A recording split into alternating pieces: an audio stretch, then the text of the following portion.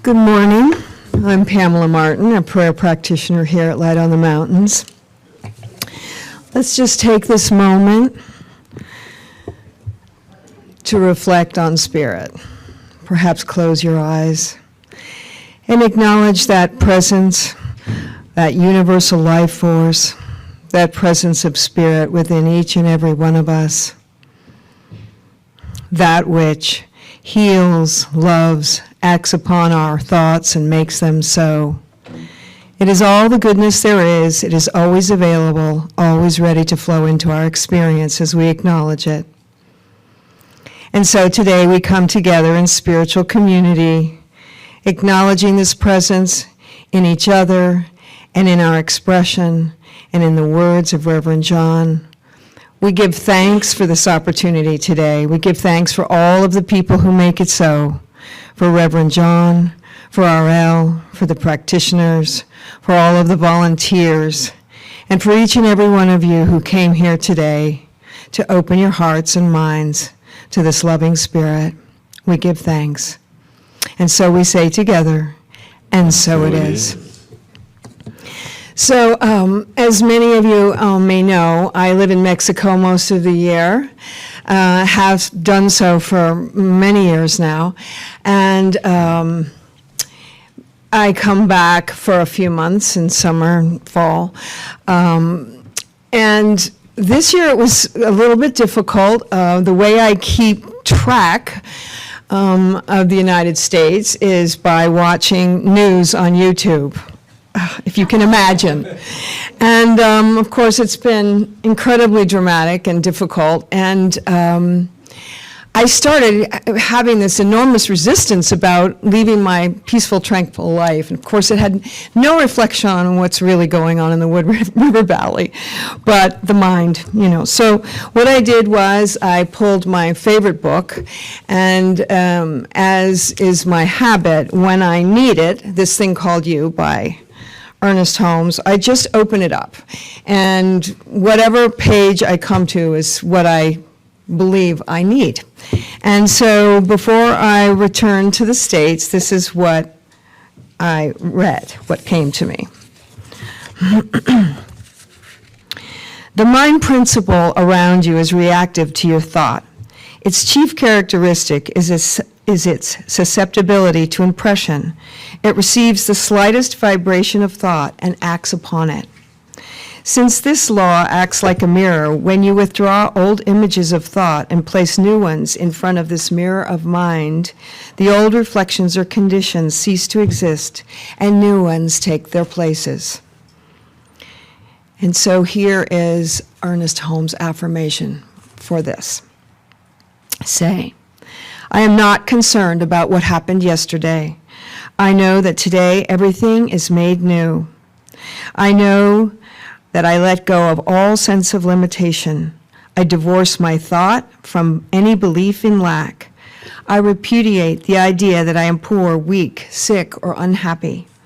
New conditions are being created for me. Conditions of harmony, happiness, peace, and joy. All circumstances and situations are being harmonized.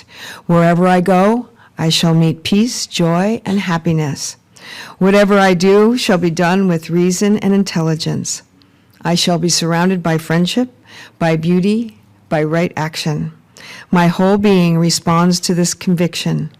Simply, with complete conviction, I accept my freedom.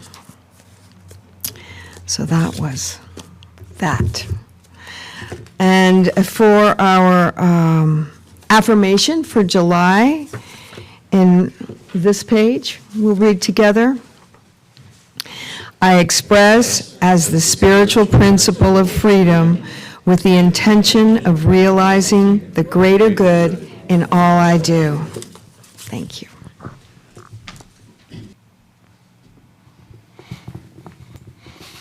Good morning, everybody. Good to see many faces again. Of course, I saw many of you last week. We're very involved in the Writers' Conference in this group. You either volunteer, you either are on staff, or you're a paid participant. And usually I think our lowest attendance of the year is on Writers' Conference weekend. So, and I think that played out. So let's talk about happiness today. Oh, good. Because it seems to be a moving target. We don't know exactly what it means. I think sometimes we put it on the level of winning the lotto or something. It's this kind of thing that, what is it? And to realize that anytime we set a goal, set an intention, take something, an idea to prayer, hoping for answered prayer, on a certain level we're saying, I'm not happy, and I would like to be happy. I mean, really think of it. I often don't use the word happy. It sounds too happy. It sounds too Pollyanna white lighter kind of thing, but think of it. If we have a little prayer box over there. We send out an email every Wednesday. We call it Prayer Request Wednesday, and people send in several of those, and our prayer practitioners meet and bring those into our prayer circle.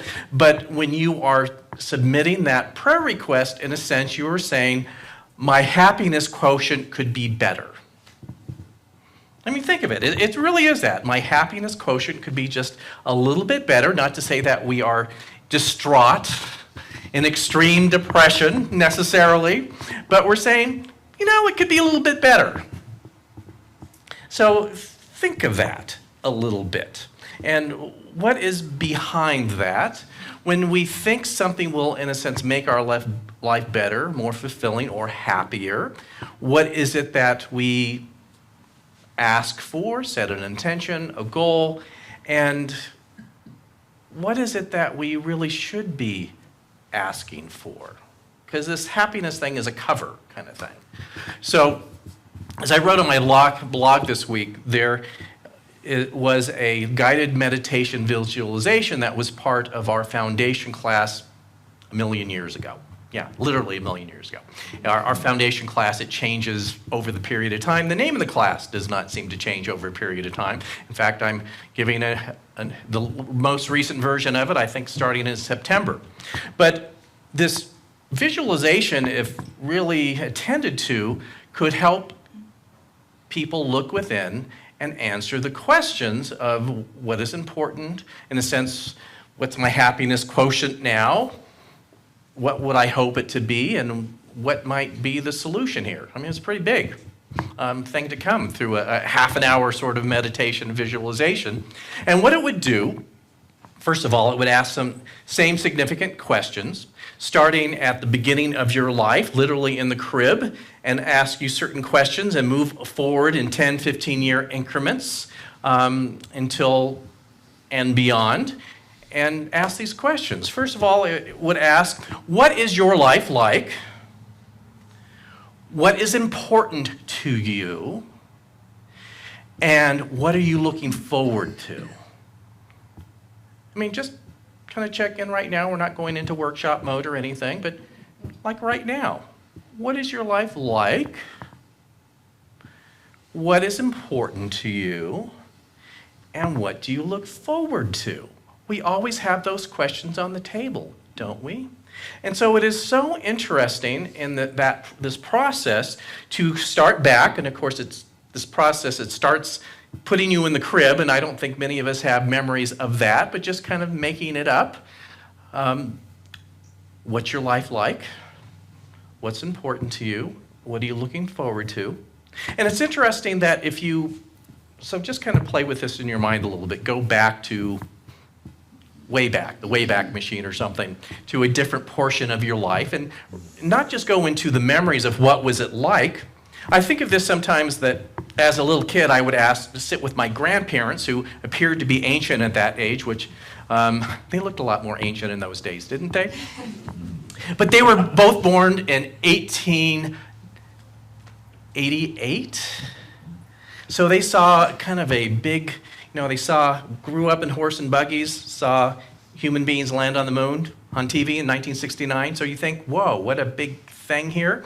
And I would just, as a little kid, what was it like? They lived in New York in the 1910s. My grandfather was a professional musician, so it was like, what was it like? And so when I would really push that, as if you've ever asked relatives, especially elderly relatives, you can kind of shift into beyond just the memory of it and almost relive it in a sense and just emotionally, surround yourself of what was it like and what was important and what were the issues on the table, what did I think was so important that I didn't resolve, my life would just not go forward in some way. And it's really interesting to do that. And again, this is what that visualization did, to put you back in different parts of your life and say, what was so important then that right now you might even go, why was I so concerned with that?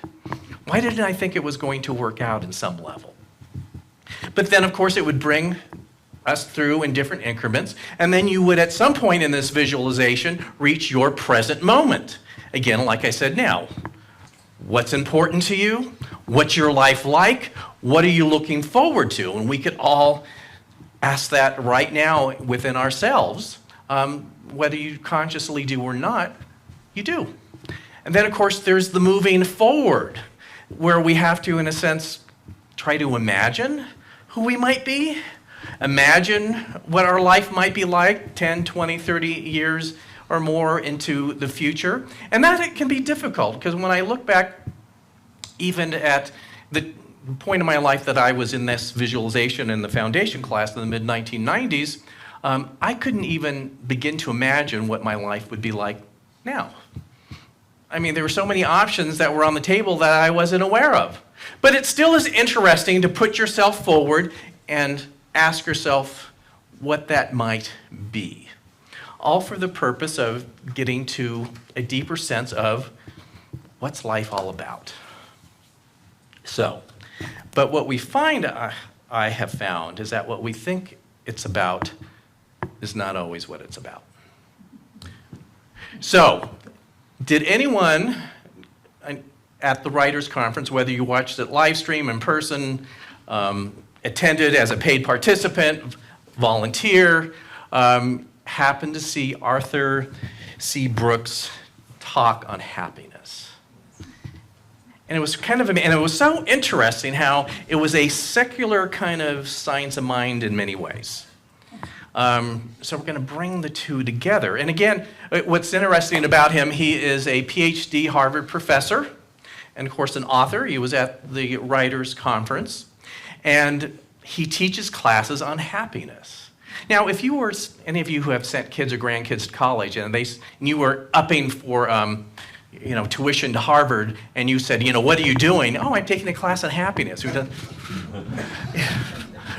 That's what my thousands of dollars is doing for you? I mean, can't you just go buy a self-help book or something? Can't you take something more, I don't know, life-changing or significant if you're, ponying up to pay for Harvard? And that's what was my thought. It's like, Harvard teaching classes on happiness?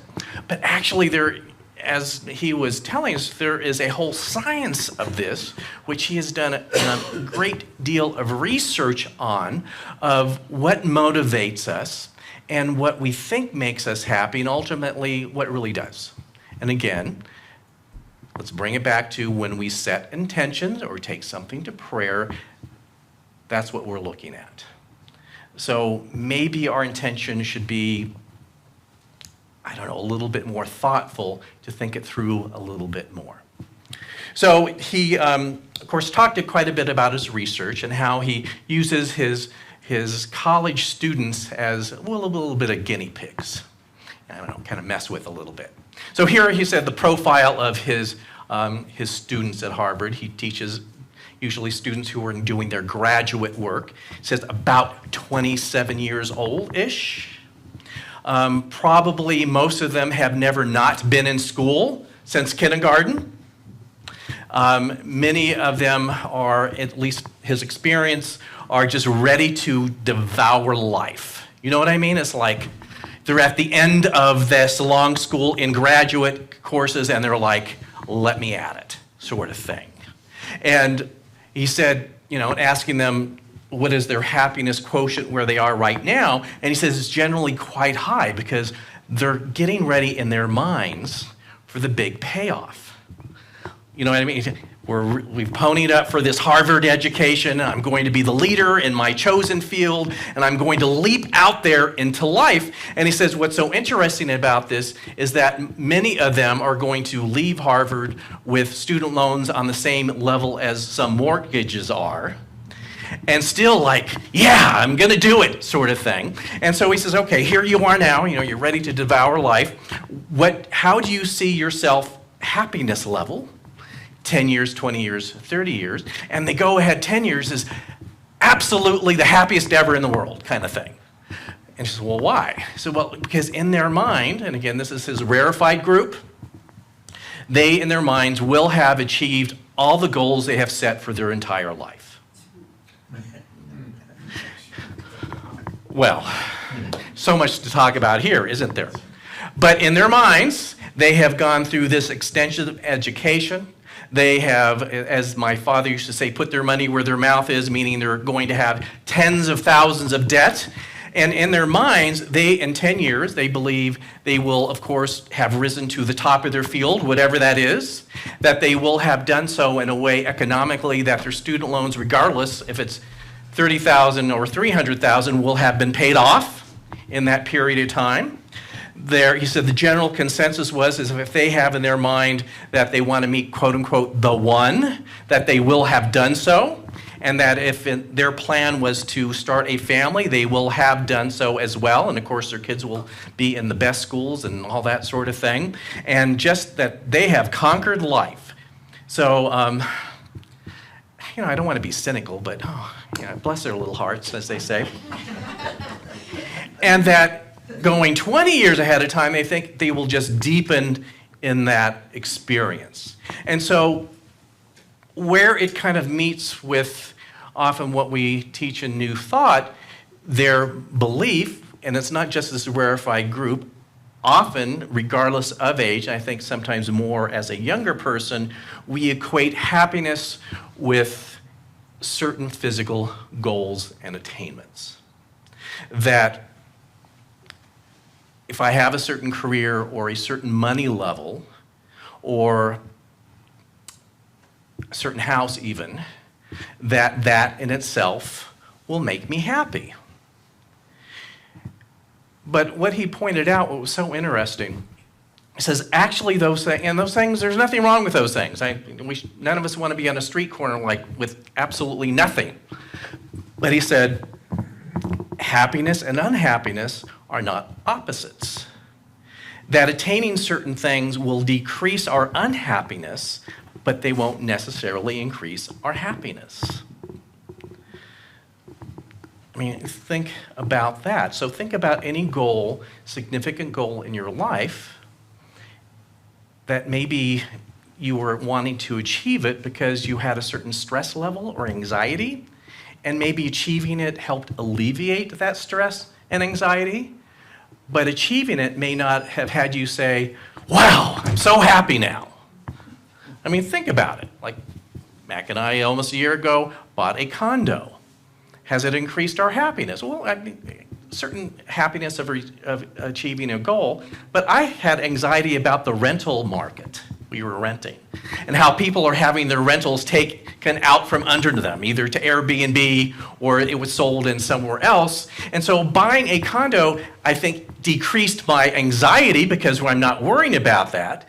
But did it, in a sense, say, wow, our life is over, we've got everything we've ever wanted, sort of thing? No, but I love it. But it's still not like, whew, I'm the happiest we've ever been now because we have this residence. It's not quite like that. So looking into that research again, said there is this process as we, sometimes grow a little bit older and hopefully a little bit wiser if it works out the way that it's supposed to. And it's not necessarily age specific. We can take on wisdom at any age and to begin to realize that there is something deeper that we are looking for when we set goals, set intentions, or make a prayer request. And that as we maybe evolve a little bit in our wisdom, to go to that more than we go to it's the thing. Just like, so for those that have taken classes from me, one of the things that I hate to say this, annoys me most in New Thought philosophy is that the whole vision board thing. Yeah, you've been in my classes. I try not to sound too judgmental with my colleagues that teach about vision boards. So here's how this works. I'm trying not to have that look on my face. So let's bring in magazines today. And we're going to cut out pictures. Magazines, does anyone have magazines anymore? Print pictures off of the internet of things you want. And boy, it would just so bless your life. And boy, there's that house up there, and there's that $100,000 car that's going up there. And here, if you're in law school, here I am litigating in front of the Supreme Court. It's like all that, yes, that's my vision of my life, and it would make me so happy. But the same thing, they don't make you happy. They may have a certain sense of satisfaction. But how many times again have we achieved a goal or had answered prayer or had an intention realized that you're like, remember that old song, was it 60s or 70s, like Peggy Lee, is that all there is? Remember that? And the lyrics kept detaining these great things and like, is that all there is to that? Is that it? Big letdown that I got it and now it's, so what? Let's go to the next thing. So the question is, what is it that we are really looking for? And so, amazing thing in Arthur C. Brooks' research is that at a certain point, and often it happens in middle age, but not necessarily, that he says there comes a point in the life that there's a fork in the road. That we continue to think it's all about the vision board stuff and attaining them. And the older that we get, the more disappointed we get because we achieve them and don't get the happiness payoff. It's almost like a sugar high. If I have another donut, it would feel just perfectly. And then all of a sudden it's like, you know that feeling, post-donut? And you think, okay, I could have another donut. Or maybe there's something else that would work with my metabolism that would give me a little bit more than the donut. So you really have to make a conscious choice of like, okay, I'm hooked on Krispy Kremes the rest of my life, or there might be a way that makes my metabolism feel honored that's not about Krispy Kremes. Not that you can't have the Krispy Kremes, but there might be another direction to go on. And that direction is actually purpose and meaning and giving back to the world in some way that has been tailored for you, through you, by Spirit. And that, as he said, that when that fork in the road comes, that, in other words, if you have trouble, remember, it's Krispy Kremes or granola, so if you choose the granola, that you're going to start to ask some deeper and even more difficult questions. Okay, why am I here? And what is the greater purpose of my life? And so I would suggest look up Arthur C. Brooks on YouTube. It's not the Writers' Conference has many of its talks available to view. They're not really available yet for this year. But he's on YouTube, and I checked out a couple this week. And he talks about things very similarly than he did at the Writers' Conference. And he had this great conversation with someone else you may have heard of, Simon Sinek. Is anyone familiar with him? He's been on YouTube. He's also an author, talks about collaboration, I guess he's been involved in things like conflict resolutions at a very high level and how all that works. And he gave an example of how we are seeking to be, quote unquote, happy, and how if we reach out and equal the things of, okay, happiness we're looking to receive, obviously, of how it shifts when we also equally give in some way. So he said, a very good friend of his, I guess he does kind of coaching, life coaching, not really a psychologist, and he can do that professionally, and a good friend of his wanted to seek him out, and then says, but you're a good friend, so here's what we'll do. Come over to my house for an hour and a half once a week, and I'll be your coach for a while, in a sense, and we'll talk it through, sort of thing. And he's very inspirational. I could see how he could really kind of leave you on a high emotionally, talking to this guy. He's really great. And he said that interesting pattern happened, that she was coming over and she would really feel grounded and like, oh, I really have a good direction. And that would get her about 2 or 3 days in the week. And then after that, she would, get Krispy Kreme. Like, the donut high was over after 2 or 3 days, and it was like, oh, another 4 days of like, what am I doing, and woe is me, until she would have the next hour and a half meeting with him. And this went on for a few weeks, trying to figure out, how can we, make this a little bit better, make it a little bit more long-lasting. And he was starting to come to some things with him that he wanted to talk about, and he said, tell you what, you're one of my good friends. Can we go every other week? Meaning every other week I get to almost use you as my coach and just kind of let it out, so to speak. And I said, okay. And an interesting thing happened is that when she was on the giving end, she went through the whole week. That it wasn't just about her and her issues and, oh, I need to resolve this and that and the other, that she was stepping up and being in service in a way that was really significant. And she was attending to herself every other week. So it's not about just I'll give or I'll receive, that this being fulfilled is about something a bit deeper but equal. Some of us are really good givers. Some of us are really good receivers. Very few of us are good at both. So to think about that, where am I good at giving? Where am I good at receiving? In fact, what many of us don't realize is that one of the biggest gifts you can give to someone is to receive from them. And we're like, oh, no. Oh, no, you don't have to do that. No, I'm fine. And you've just shut off a whole interaction of service for that person that will actually do you a lot of good. So the question is, what's mine to do?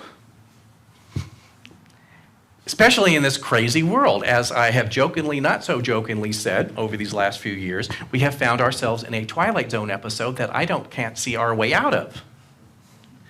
A very interesting thing is I'm listening to Simon and Arthur talk on their YouTube video about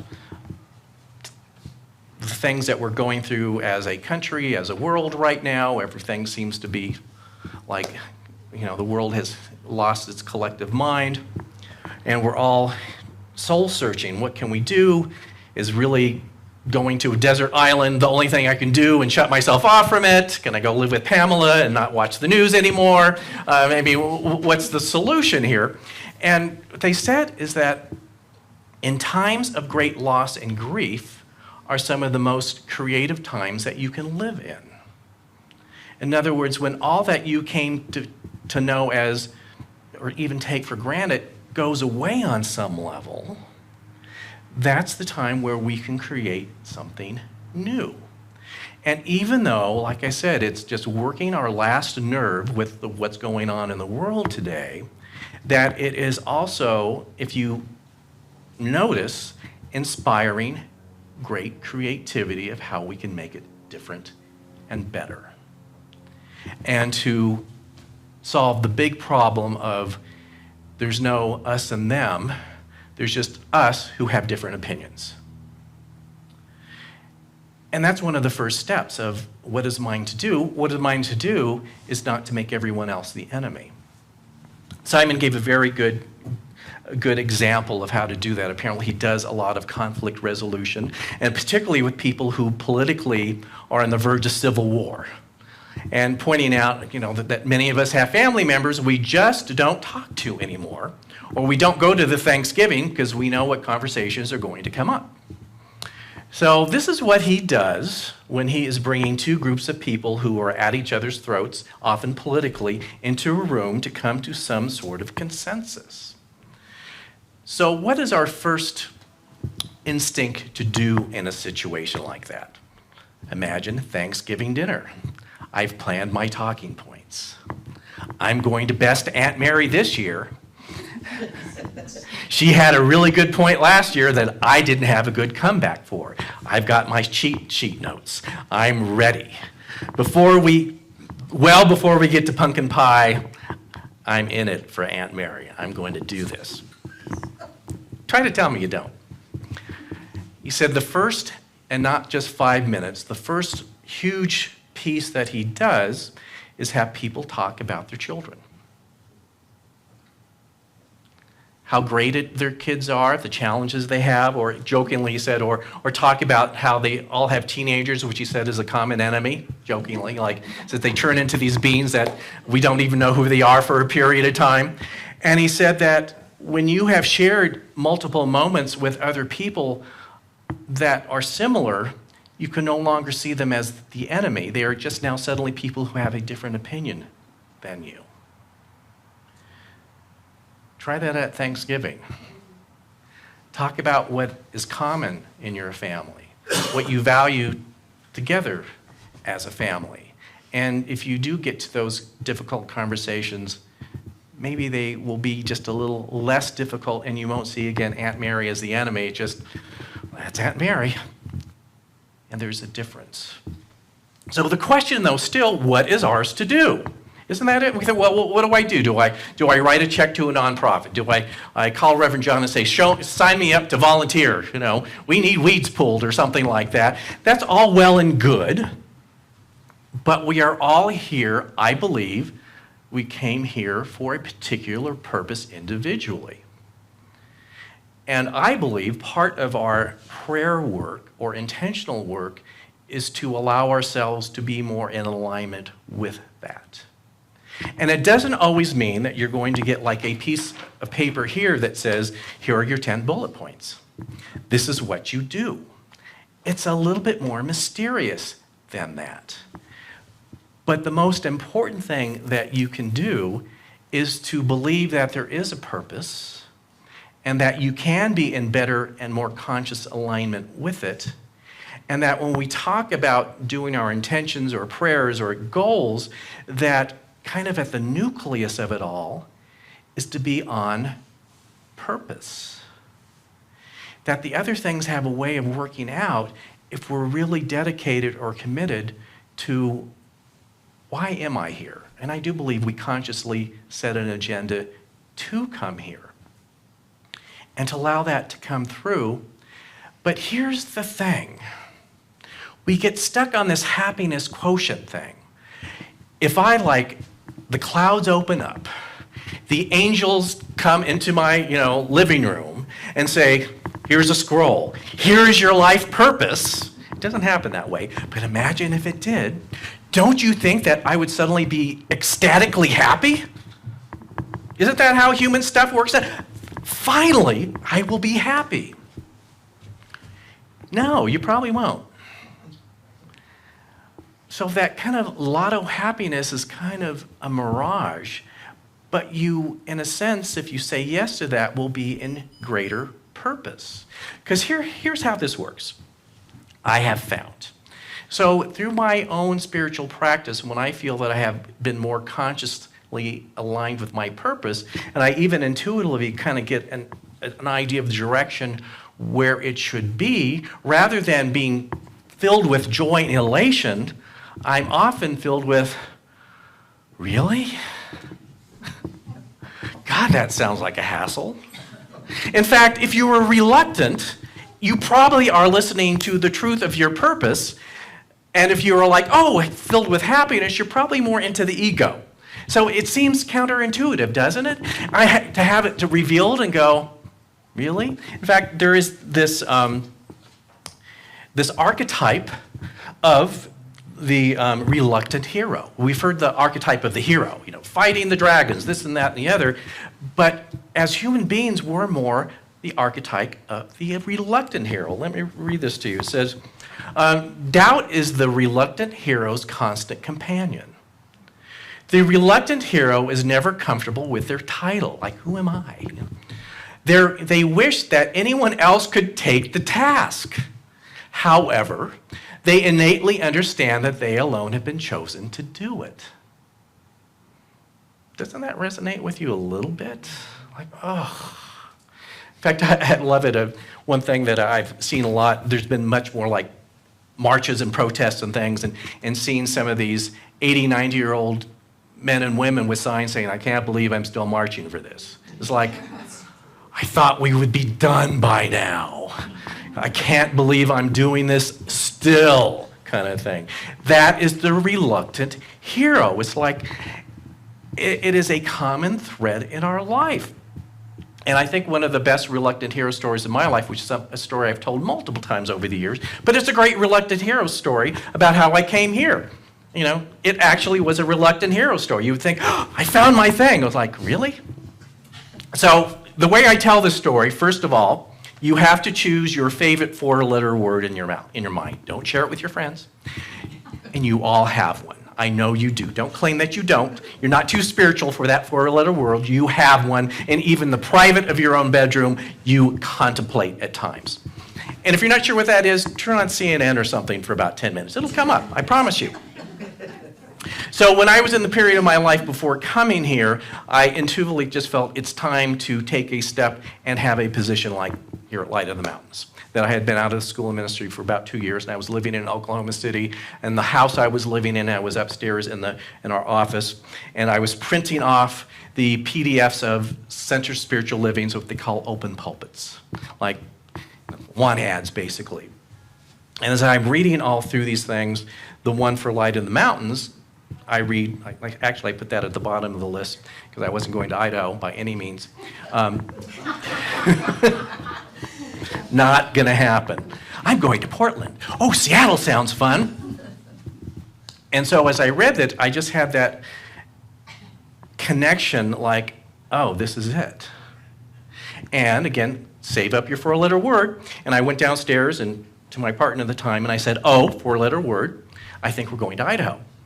So that is a perfect example of the reluctant hero. It was like, I knew it was mine, even though I had a long journey before we would come to terms, but it was like, really? That's not what I had in mind. And certainly during the years, I hope this doesn't upset any of you, as we come to major decisions here and challenges, part of me is like, really? Can't I just go hang out at the pool for a few months? Can't I just leave it to everyone else? Can't I just let our board of trustees handle this, or at least completely? And often the answer is, well, yes, everyone has to do their part, and you have one too. And so life purpose is often following the path of the reluctant hero. And not to say that you hate what you're doing or anything, but there's this like, oh, it just sounds so complicated. And it is. But what I also find is that when I get over myself a bit, as I say in my other saying, the 11th commandment is thou shalt get over yourself, is that when at least I take that step into doing what I know that I'm supposed to be doing, and I at least on a certain level get over a reluctant hero, in other words, like, isn't there someone else can do this? That once I am in it, it's like there is such a sense of being right where I need to be, doing exactly what I need to do, and knowing that I may not have any idea of what the answers or solution is in this present moment, but there is a part of me that does. And I wouldn't have been led to this point if it did not include the path to figuring this out. And I have found that in that energy that it works out every time. It may not lead me to choices that my human self would like, but it still works out every time. And yes, one gets weary and goes back into the reluctant hero and even victim, like, can't someone else do this? And again, the answer is no. So this idea of quote-unquote happiness it really is a mirage, but there is a sense of purpose even if you're going, oh, I can't believe I'm still doing this. And that's what I look for. So I just want to close with an affirmation I wrote in my blog today. So if you're wondering, where do I start? Sight unseen, we commit to our life purpose even if we have no clue what it is. Even if we know that as parts of it are revealed, we're going to go, can I have another choice? To sight unseen, go for it. So I am committed to sharing my knowledge and talents in a way that is in alignment with the reason I chose to come into this world. I'll just read this one more time. I am committed to sharing my knowledge and talents in a way that is in alignment with the reason I chose to come into the world. Sight unseen. So let's just go within for a moment. Bless you. As they say, sneeze for the truth, as a friend of mine used to say. So let's just join each other in gratitude and in this time of great opportunity.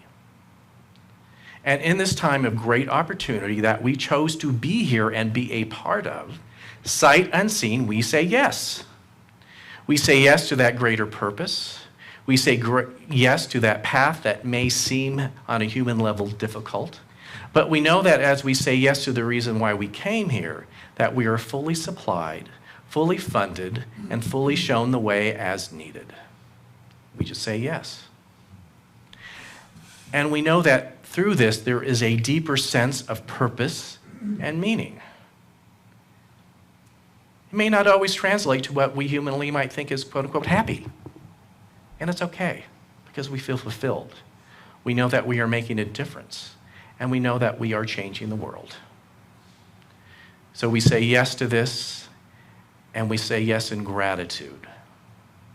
And as we sit in gratitude, we take this commitment, this affirmation, and we release it into the heart and mind and spirit, knowing that as we in truth release something, it can't help but happen in a miraculous way. So again, we give thanks. And so it is.